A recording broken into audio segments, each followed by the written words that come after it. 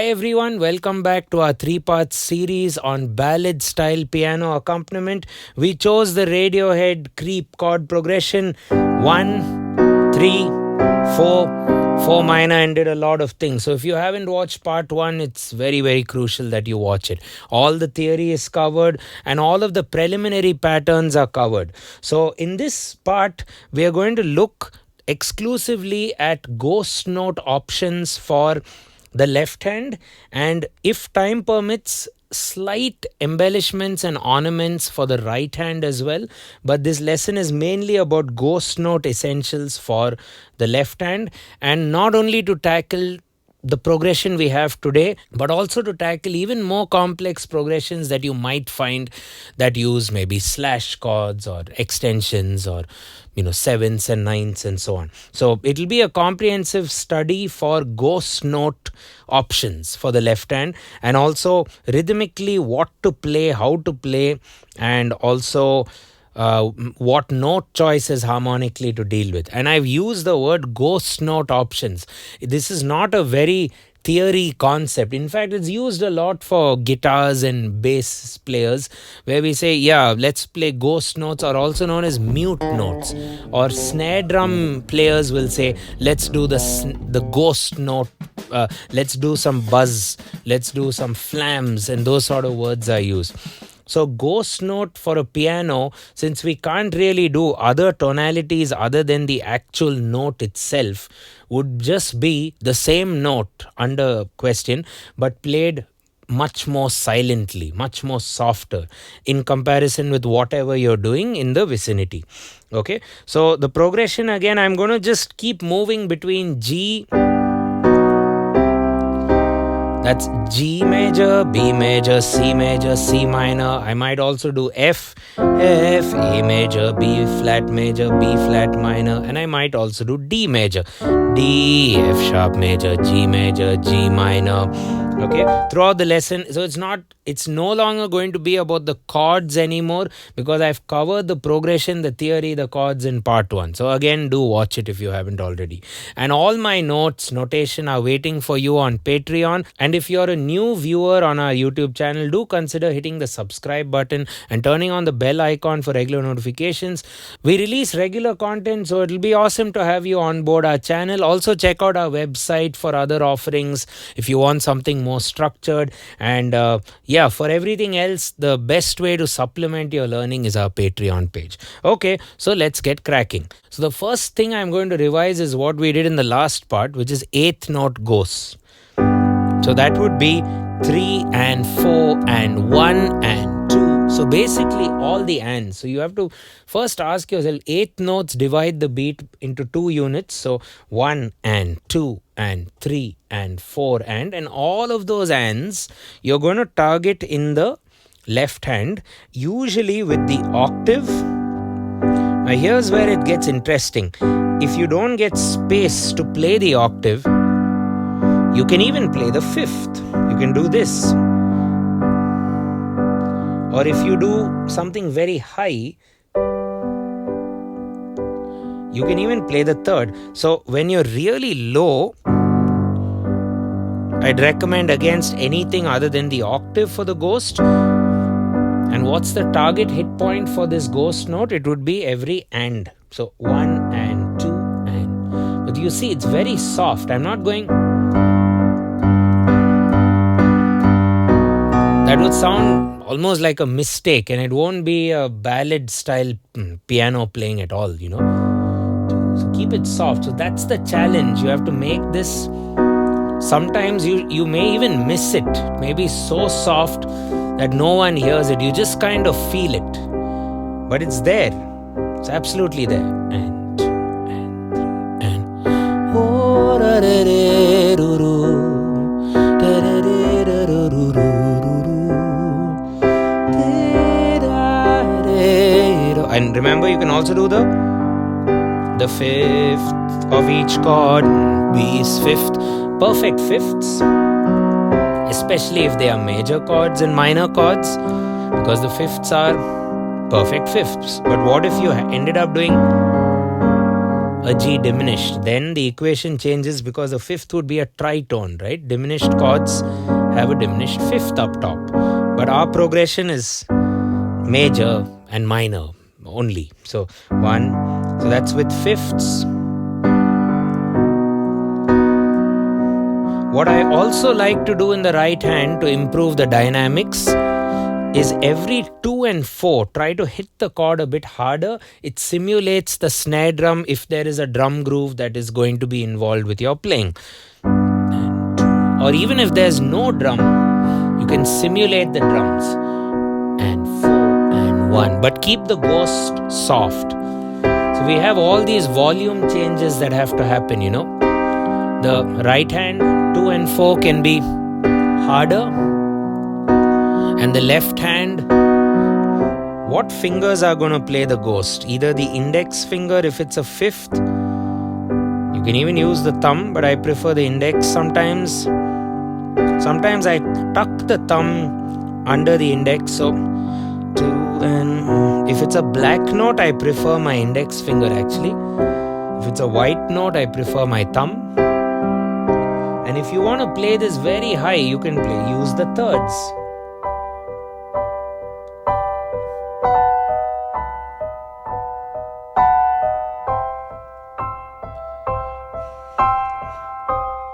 To keep it very harp-like. And what I like to do also is flam the chord like a nylon string guitar or a harp.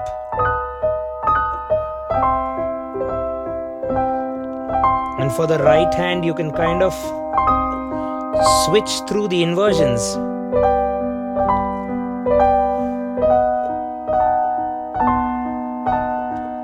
So if you're playing it high, I really don't like octaves. I don't even like fifths, come to think of it. I like to play thirds. And maybe flam the chord. Flamming meaning don't do whack together. And maybe scan through the inversions.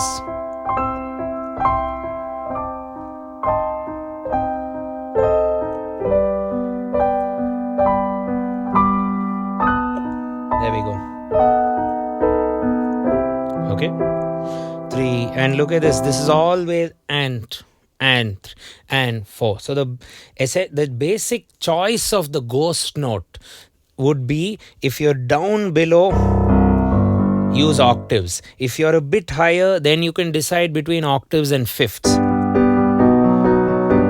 See, sometimes octave, sometimes fifth. If you're high, I prefer thirds. Or even if you're around middle C.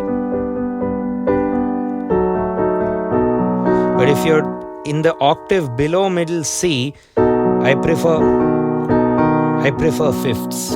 Thirds make a very bold statement, so be a bit careful with them. And now, what about slash chords? What if you have chords that, I've talked about diminished chords because you'll have to then adjust it to play the tritone. Also, augmented chords, you might want to adjust the fifth to play the sharp 5 instead of the perfect 5, because augmented chords have a sharp 5, diminished chords have a flat 5. What about slash chords though? What if I want to tackle, let's say if all of the Radiohead creep progression chords were slash chords, so G over B, so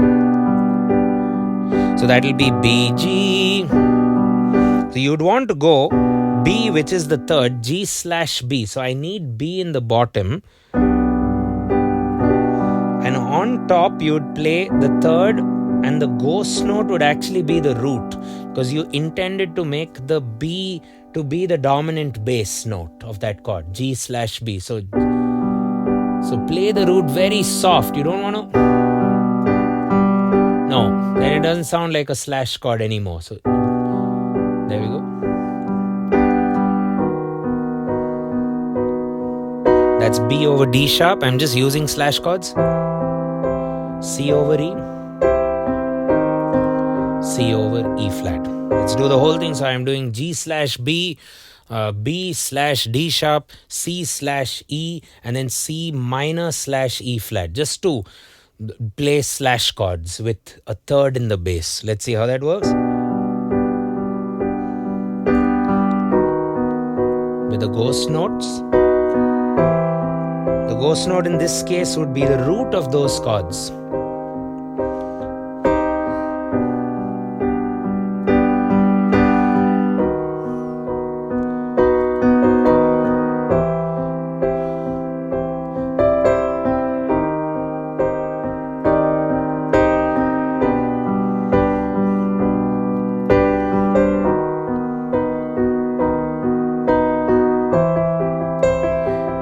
If you do arpeggios, same story. You can do the same pattern in the left.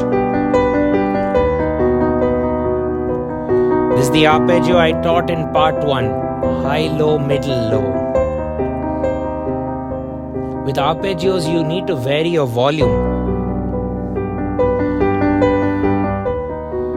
Soft versus loud. Okay, and obviously there's the other kind of slash chord where you take G major or the chord with a fifth in its bass. So how do we tackle that? It'll be fifth and the upper ghost note would be the third. So that'll be D with a B. So let's do that very quickly with all the 4. Now B over F sharp because F sharp is its fifth. I love that chord. Especially this way of playing it. F sharp with a D sharp. And then C. G over E. C slash G. And then finally C minor. So that's how you tackle a slash chord. Anytime you see a slash chord. So for the most part a slash chord will be that chord which is first written slash whatever note you're supposed to play in the bass. Most of the common slash chords would be the chord slash its third in the bass. So G slash B, B is the third. Or G slash D, D is the third. In some cases you might get weird slash chords like G slash F. Okay, so there we'll do that in a later lesson. You can pick and choose. You'll have to open the voicings. These are just basic slash chords that we've covered. Now let's move into some actual ghost note patterns where the concern is what is the time feel of my song. All through these 2 parts so far, we've only been dividing by 2. That's not a rule. We can divide by 3. We can divide by 4. We can swing. We can figure out a genre as well. And all that is going to be done by that ghost note. So let's now move forward. I hope you have your pianos with you to do this with me. You can even pause the video and do it slowly and try to get my notation as well on Patreon. So the next obvious thing after dividing by 2 is to say, okay, it's being played straight versus swung. So 1 and 2 and 3 and why can't I swing that? 1 and 2 and 3 and 4 and 1 and 2 and 3 and 4 and 1 and 2. The choice of the ghost can be whatever I told you, octave or fifth or third. Little faster, dum to dum, da da da da dum ba da da da da da. So the only feature or the only finger or the note which is showing off swing is just the thumb right now of my left hand. It's only because of the thumb you know it's swing. Otherwise everything else is straight because it's playing on the beat. And if we arpeggiate, the arpeggio will swing.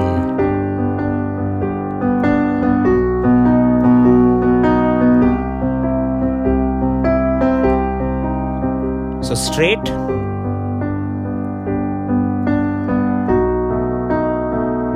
swing, straight with block chords, and now let's swing it with the same blocks.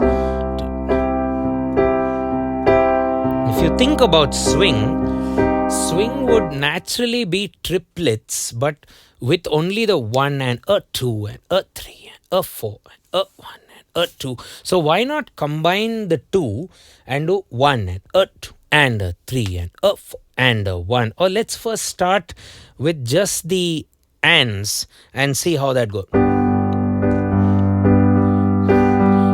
and a 2 and a 3 and a 4 and a 1. So when we count triplets, 1 and a 2 and a 3 and a 4 and a tuck it, a tuck it, a tuck it, a tuck it, a tuck it, a tuck it.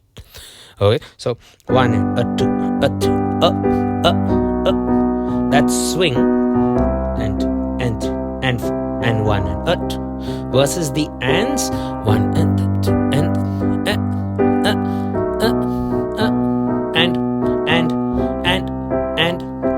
now I don't like playing only the and only the and. I like to bring them together. So maybe let's do and then the next one's and. So 1 and a 2 and a 3 and a 4 and a 1 and a 2 and a, let's see, 1.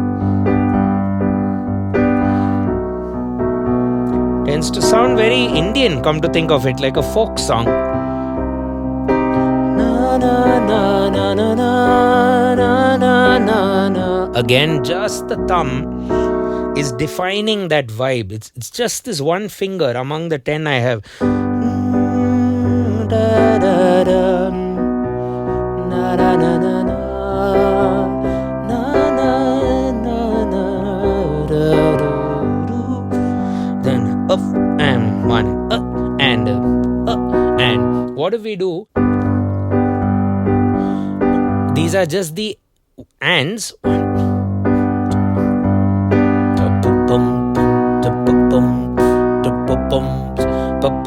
That's the and then the 1 and 2.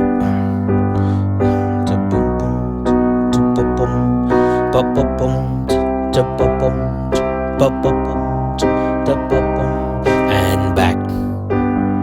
Great. Now let's do one more beat division, which is used a lot for salsa, groovier stuff, funkier stuff, but even for ballads. So let's do 16th notes. 16th notes where we divide the beat into 4 equal units. You can count it as 1E and a 2E and a 3E and a 4E and a, or swing it. We are going to now target the E's and the U's. So first I want you to play it without the ghost and just count 1E and a 2E and a 3 and a with the shift, 2E and a 3 and a with the shift. Don't delay when you're shifting. Otherwise, play as fast as you can shift. Slow the whole thing down. If this speed is comfortable, well and good. But you should also shift at the same speed. Very important. And a 2E and squeeze in the 1E and a 2E and a 3 and a 4E and a 1E and a 2E and a 3 and a 4E and all I care about now is start off with the U's. So 1E and a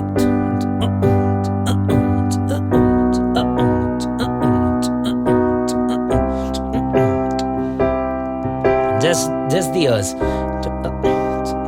Makes the process a lot more busier.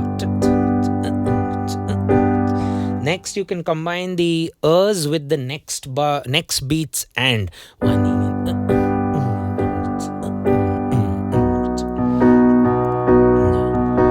In fact, we call this the Tresillo. At least the left hand is doing the.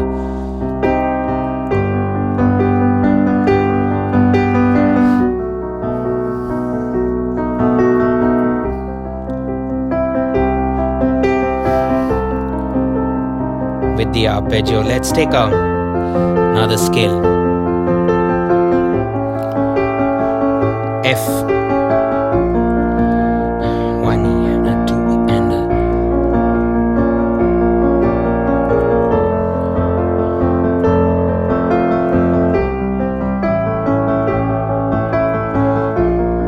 Or just the U's.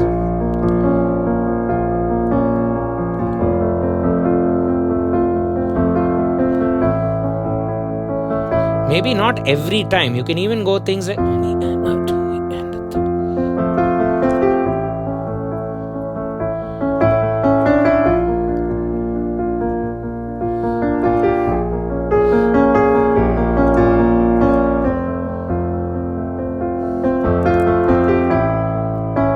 And so on. We'll make all sorts of combinations. You can even do the flip. You can do and then a.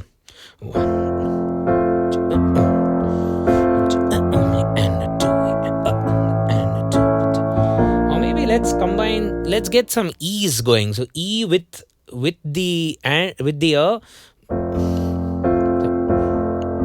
So that'll be very busy. Maybe too much for ballad, so play around.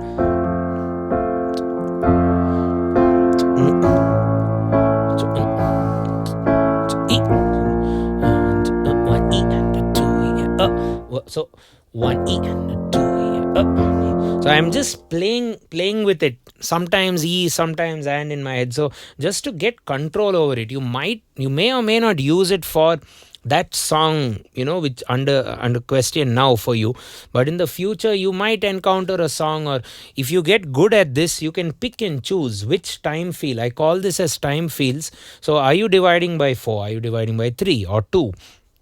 And then how are you playing around with all this? Which subdivisions are you actually choosing for the ghost hit points? Okay. If you want to study beat division a bit more, we will leave you 1 or 2 lessons in the description. Do check it out without fail after this one. So that's about ghost note essentials. In part number 3, we are going to do a walking bass line, something like passing notes in between the chords. So if you think about it, we haven't done anything. So we do chord, next chord, next chord.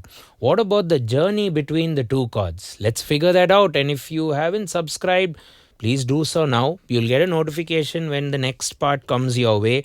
And you can see it in our channel playlist as well. Be part of our channel. There are a lot of other videos. And get the notes on our Patreon to help support the channel more and more. See you in the next part. Cheers.